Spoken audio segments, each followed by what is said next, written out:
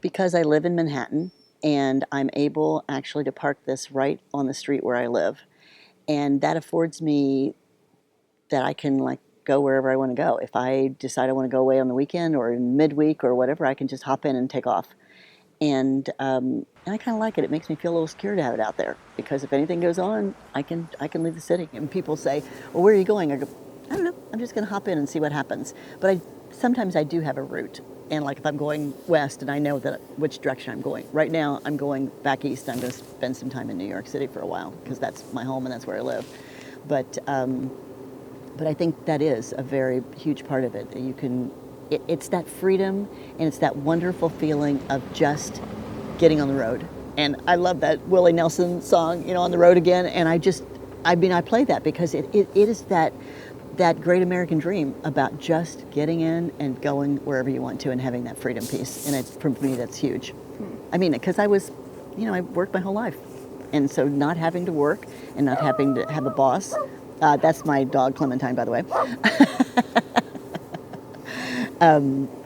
is just a huge, huge piece of my life right now.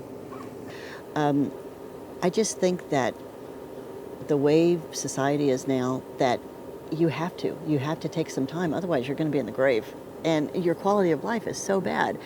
And I think what happens is people believe that they have to go out and they got to go away for weeks at a time, or they have to make this huge commitment. But basically, if you just get out in nature for 24 hours, you're like a different human being.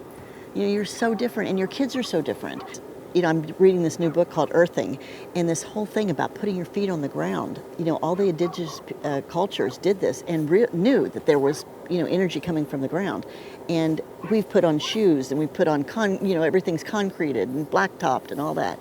And I think that we have to get out and just be back in nature and enjoy what is out there. And, the $1 million view is right outside your window when you're driving down the highway. I mean, there's things that I've seen when I was driving back across, and I was on 70 and I was going through Colorado. I mean, it was some of the most beautiful landscape I've ever seen in my life. And I didn't have to even stop and pull in. It was just on the constant road. It was so incredible.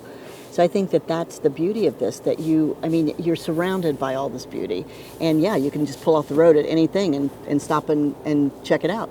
I mean, it's incredible that way. I love that. I love that part of it.